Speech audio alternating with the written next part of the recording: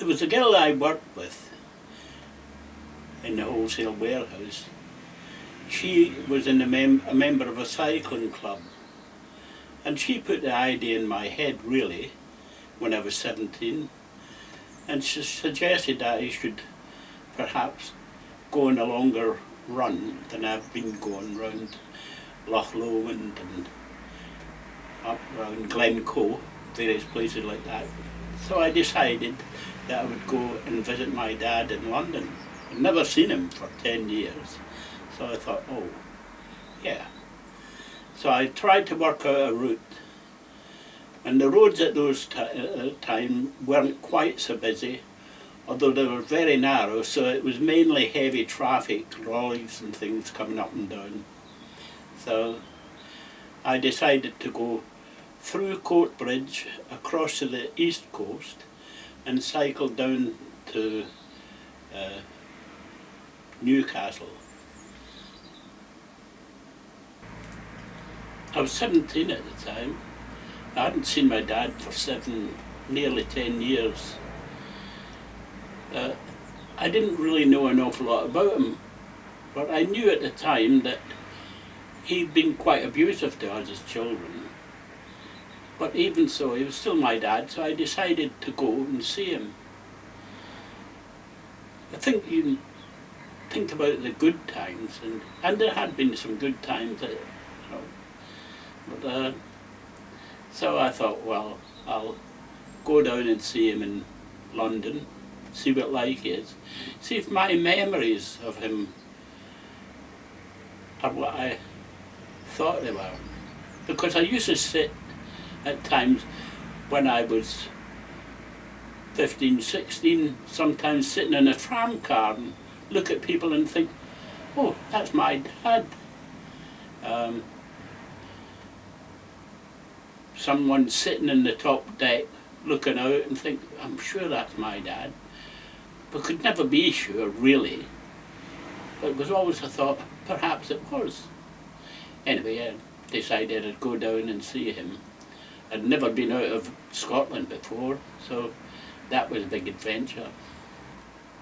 I think most people, if they've got a relative who's missing, must worry about them and wonder why they've gone and what you've done wrong. So I decided that I'd go down and see him, see what like it was, see if it was as I remembered, although I did remember the times when he used to beat us. He used to leather us with his belt with the buckle end. And my mum used to get so angry with him. I remember one time he used to lie in bed, because he went out quite a lot.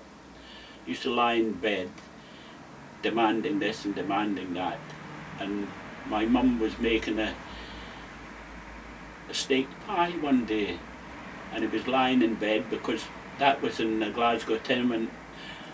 The main bedroom was in the kitchen.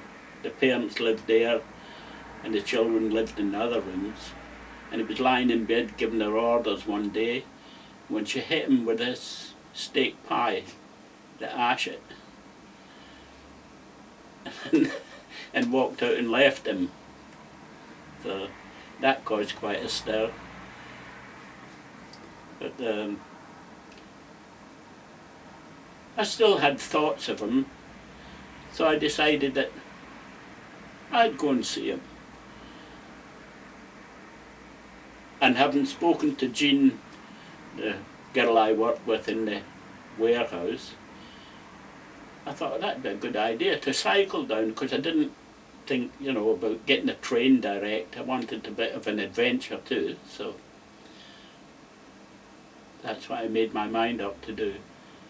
So I planned it, saved, didn't spend any money in cigarettes, although I didn't smoke really at the time anyway. Saved all my money for a fortnight's holiday, and the weather was perfect. When I set off, I was really excited. I had a word with my mum and she said, does he know you're going to come? And I said, no. She said, well, just surprise him. So I decided that it'd surprise him. I had his address because we used to get it when he sent up the occasional money, £2 a week to keep us. And my mum used to write to him when he didn't send it up. At home my mum and dad, well my mum, dad had left, but I had an older sister, Edie, brother George, and a younger brother, Jim, and Bob. We used to get on all right together, although Edith was always a bit bossy because she was left in charge of us when my mum was out working. My mum worked as a cleaner in the cinema, in fact, the Odeon in Glasgow. Edie, she was a film repairer and spent most of her life in my younger years repairing films. She had a free pass to the cinemas once a week, which she used to share between me and my brothers. So, and my mum, because she worked in the cinema as a cleaner, she had a free pass. So we had 2 free passes to the cinema, and we took turns in who would go to the cinema. It was all the big cinemas in Glasgow.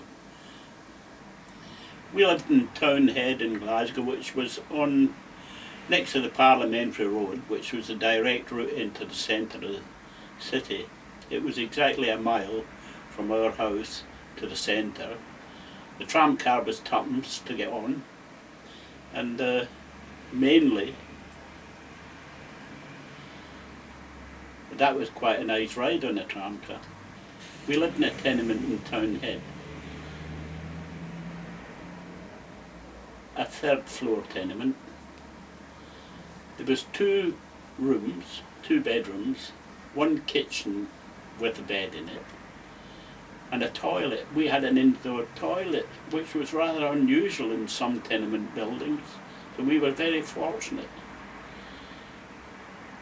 We had a long hallway up between the bedrooms, a long narrow hall, which we used to play in. When the weather was wet, we used to sit in the hallway or play football, kicking the ball up from one end to the other. There was a bend in the hallway, so we used to bounce the ball off one to hit it onto the other and up to the goal post in the far bedroom.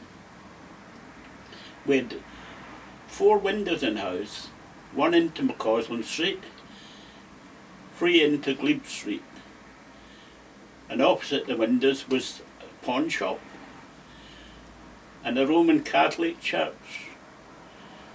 And the church had a lovely big bell on it, so we used to fire air gun pellets at the bell in the church, and we peppered the pawn shop, the 3 balls on the pawn shop with air gun pellets, and sometimes we'd get a sling out and fire slingshots at the 3 balls.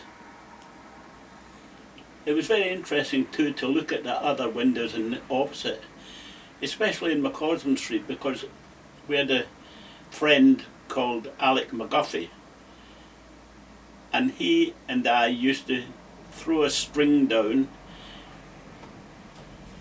lift it up to the window and connect, and we used to pass messages across because we put a double string on roller, and we used to wind these messages across. It was about maybe 40 or 50 yards across, so with these string, and we used to pass messages back and forward between the 3rd floor flats. Money was very tight at that time because my mum worked as a cleaner in the cinema, but my dad, he never kept his promise to send us the money. He was guaranteed, or by law at the time, he was supposed to send us £2 a week to keep us. And sometimes it came, but quite often it didn't come. So on a Monday morning, when the telegram used to come with the cheque, we used to be sitting at the back of the door waiting on it. And sometimes it didn't come. But when it did come, the £2, my mum would leave a 6pence. so we could give sixpence to the telegram boy for bringing the telegram. But quite often our instructions were, my mum would be at work. The instructions were, if the telegram don't come, go to bed. That was in midwinter. Just go to bed, crawling together, 5 of us, and wait till she come home from work, because there was nothing to eat.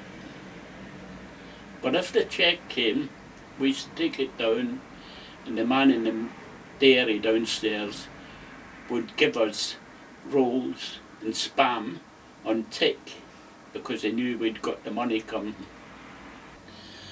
My dad was a bricklayer, and on one occasion, because they were building, that was at the start of the war, they started building air raid shelters in the streets around Glasgow, and he got a job working in an air raid shelter just outside our house in McCausland Street. And then they decided to convert the basement houses in our building into air raid shelters, so they erected tall timbers to support the close mouth, and timbers inside the basement areas to support the ceiling, and that was the shelter. We went down into the basement of our houses. When they were building the air raid shelters, my dad worked at home in the air raids in the shelters in our basement. So quite often I used to get an old bean tin. He drilled 2 holes in it and put a wire across it, and I used to go down and sit with him and the other builders in the backyard drinking tea out of a tin, just like a big workman.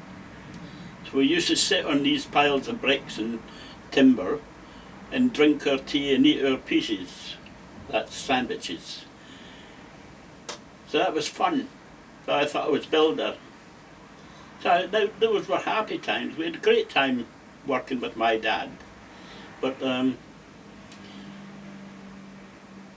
he was transferred to England to work on air raid shelters in Newcastle and various other big cities where they had factories. So he would move off now and again and come back every few weeks or every 3 months for a while. Then spaces in between got longer, and my mum used to get upset, and I heard her crying a few times. And it turned out when my dad come home one time that he'd got another woman that he'd seen, his landlady apparently, in the digs that he was in. So he used to come home, and then as the time went on, he stopped coming home, and my mum had to go to the sheriff's office and ask to get money to keep us. So they had a sheriff's order against him to send us money every week, £2. Now and again it would come, and quite often it didn't, and when it didn't we went hungry. There was one time at school we didn't have the clothes to go back to school, and my mum had to actually go to the parish to ask for money to buy us clothes. And the parish gave her, well, in fact I remember it quite well, we went down to the parish office in Glasgow, and they supplied us with lovely suits, underwear. I'd never had underwear before. 2 shirts, 2 pairs of underwear, pyjamas, and everything you need, boots. Enough to go to school and keep us going. And a lovely jacket, I remember it because it had the flap in the back, a blue tweed jacket. It was a lovely jacket. But then it turned out my mum had to pay them back for that, so she had to pay them so much a week back, so there was nothing free in those days on the parish.